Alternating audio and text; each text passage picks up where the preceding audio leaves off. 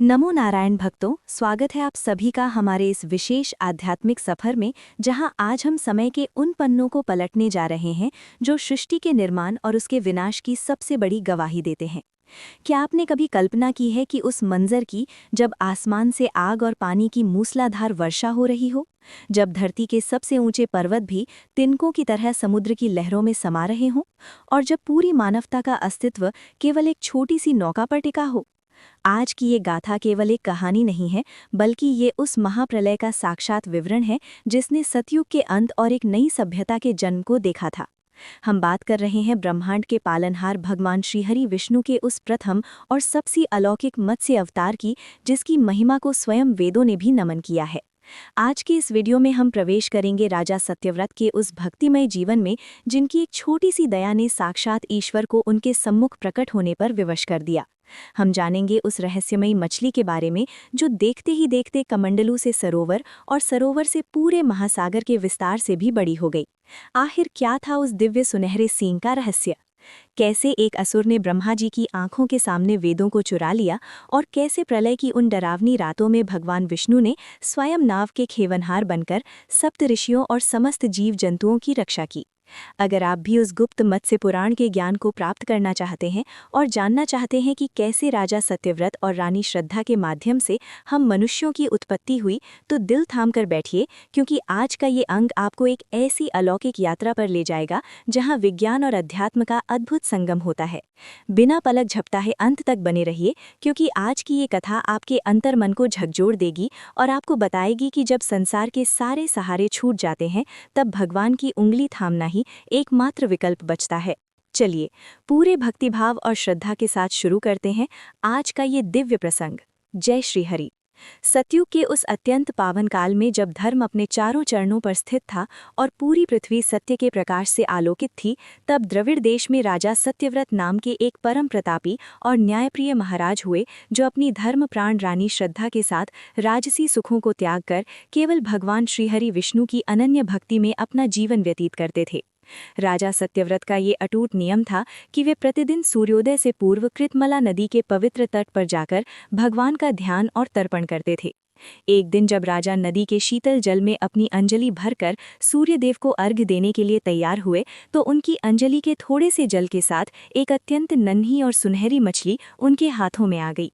राजा जैसे ही उस छोटी मछली को वापस नदी की धारा में प्रवाहित करने लगे, उस मछली ने मनुष्य की स्पष्ट और मधुर वाणी में विलाप करते हुए कहा कि हे राजन, आप शरणागत वत्सल और दीनों के रक्षक हैं। कृपया मुझे इस डरावनी नदी में वापस मत फेंकिए, क्योंकि यहाँ के विशाल जीव और मगरमच्छ मुझे क्षण भर में अपना ग्रास बना लेंगे।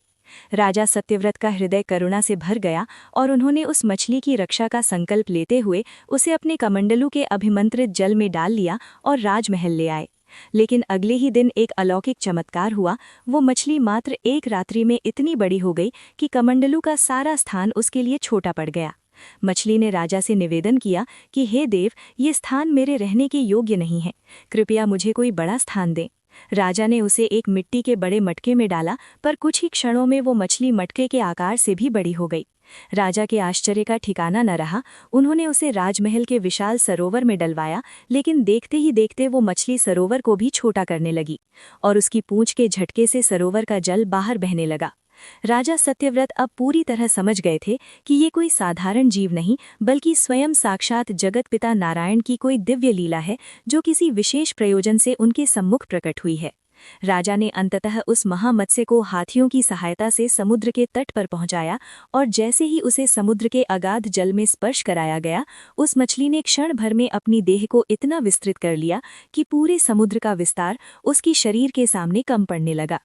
राजा सत्यव्रत ने तब अत्यंत विनीत होकर हाथ जोड़कर सजल नेत्रों के साथ समुद्र के तट पर साष्टांग दंडवत प्रणाम किया और प्रार्थना की कि हे प्रभु, आप जो भी दिव्य पुरुष या साक्षात ईश्वर के अवतार हैं, कृपया अपने इस रहस्यमयी और विस्मयकारी रूप का वास्तविक कारण स्पष्ट करें। राजा की भावपूर्ण स्तुति सुनते ही उस महामत्स्य के मस्तक से करोड़ों सूर्यों के समान दिव्य प्रकाश पुंज निकला और साक्षात चतुर्भुज रूप में शंख, चक्र, गदा और पद्म धारण किए हुए भगवान विष्णु प्रकट हुए। भगवान ने अत्यंत गंभीर और अमृतमयी वाणी में कहा कि हे राजन, आज से ठीक 7वें दिन इस समस्त चराचर जगत में महाप्रलय आने वाला है। आकाश से मूसलाधार वर्षा होगी और समुद्र अपनी सीमाओं को लांघकर पूरी पृथ्वी को निगल जाएगा। भगवान ने आगे विस्तार से बताया कि हयग्रीव नामक एक असुर ने वेदों को चुराकर समुद्र की गहराइयों में छिपा दिया है, जिसके कारण सृष्टि में ज्ञान का लोप हो गया है। इसलिए इस प्रलय के माध्यम से धर्म की पुनः स्थापना होगी। प्रभु ने आदेश दिया कि तुम तुरंत एक अत्यंत विशाल और सुदृढ़ नौका तैयार करो और उसमें पृथ्वी पर उपलब्ध समस्त औषधियों, बीजों, सप्तऋषियों और संसार के सभी पशु पक्षियों के एक एक उत्तम जोड़े को लेकर अपनी रानी श्रद्धा के साथ सुरक्षित बैठ जाना। 7वें दिन वही भीषण दृश्य उपस्थित हुआ। सूर्य बादलों की घनी ओट में छिप गया और भयंकर बिजली कड़कने लगी। समुद्र की लहरें आकाश को छूने लगी और पर्वतों के शिखर भी जलमग्न होने लगे। राजा सत्यव्रत ने प्रभु के निर्देशानुसार सभी ऋषियों और बीजों के साथ उस विशाल नौका पर शरण ली। जब प्रलय की विनाशकारी लहरें नाव को तिनके की तरह डुबाने का प्रयास करने लगी, तभी समुद्र के बीचों बीच वही विशाल स्वर्ण वर्ण के सींग वाले भगवान मत्स्य प्रकट हुए। राजा ने वासुकी नाग को दिव्य रस्सी बनाकर नाव को प्रभु के उस विशाल और वज्र जैसे कठोर सींग से मजबूती से बांध दिया। अनंत काल तक चलने वाले उस प्रलय के जल में भगवान मत्स्य उस नौका को सुरक्षित खींचते रहे और इसी बीच भगवान ने असुर हयग्रीव का वध कर वेदों का उद्धार किया। उस एकांत काल में जब पूरी सृष्टि जल में डूबी थी, भगवान विष्णु ने राजा सत्यव्रत और ऋषियों को आत्मज्ञान और सृष्टि के रहस्यों का वो दिव्य उपदेश दिया जिसे मत्स्य पुराण कहा जाता है। अंततः जब प्रलय शांत हुआ तो भगवान ने उस नाव को हिमालय की चोटी पर सुरक्षित पहुंचाया और राजा सत्यव्रत को इस नए मनवंतर का वैवस्वत मनु नियुक्त किया, जिससे नई मानव सभ्यता का संचार हुआ। तो भक्तों, ये थी भगवान श्रीहरि विष्णु के उस प्रथम और परम प्रतापी मत्स्य अवतार की संपूर्ण अलौकिक गाथा।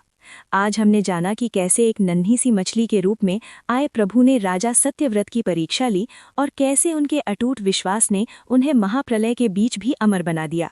ये कथा केवल प्राचीन इतिहास नहीं है, बल्कि ये हमारे जीवन के लिए एक महान संदेश है कि जब संसार के सारे सहारे छूट जाते हैं, जब चारों ओर दुखों का सैलाब उमड़ने लगता है, तब केवल और केवल ईश्वर का नाम ही वो नौका है जो हमें डूबने से बचा सकती है।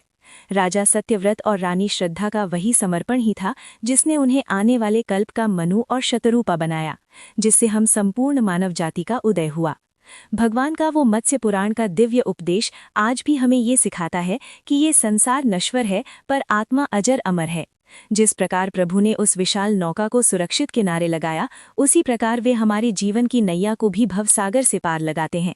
उम्मीद है कि आज की इस आध्यात्मिक यात्रा ने आपके अंतर्मन को भगवान विष्णु की भक्ति के रस से सराबोर कर दिया होगा। भगवान की लीलाएं अनंत हैं और उनका हर अवतार अधर्म के विनाश और धर्म की स्थापना की एक नई मिसाल पेश करता है। अगर आज के इस अंक ने आपके हृदय को छुआ है और आपको भगवान विष्णु की महिमा का अनुभव कराया है, तो इस वीडियो को अपने मित्रों और परिवार के साथ साझा करना ना भूलें, क्योंकि धर्म का प्रचार करना भी एक महान सेवा है। कमेंट बॉक्स में अपनी श्रद्धा और भक्ति को प्रकट करते हुए जय श्री हरि या ओम नमो नारायण लिखकर अपनी उपस्थिति दर्ज कराएं। आपके शब्द हमें और भी ऊर्जा और प्रेरणा देते हैं कि हम आपके लिए ऐसी ही दिव्य और दुर्लभ पौराणिक कथाएं लेकर आते रहें। और हाँ, यदि आप हमारे इस आध्यात्मिक परिवार में नए हैं और आप चाहते हैं कि भगवान विष्णु के अगले यानी कूर्म अवतार की वो रोमांचक कथा जिसमें समुद्र मंथन से अमृत निकला था, आप सबसे पहले देखें, तो अभी हमारे चैनल को सब्सक्राइब करें और उस बेल आइकन को दबाकर नोटिफिकेशन ऑल पर सेट कर लें। अपना कीमती समय हमें देने के लिए और इस पावन कथा के श्रवण से पुण्य लाभ कमाने के लिए आपका बहुत बहुत धन्यवाद। ईश्वर की असीम कृपा आप पर और आपके पूरे परिवार पर सदैव बनी रहे। स्वस्थ रहें, सुखी रहें और सदैव प्रभु के चरणों में अपना ध्यान लगाए रखें। मिलते हैं बहुत जल्द एक और दिव्य, अलौकिक और प्रेरणादायक कथा के साथ। तब तक के लिए प्रेम से कहिए जय श्री हरि, जय सनातन धर्म।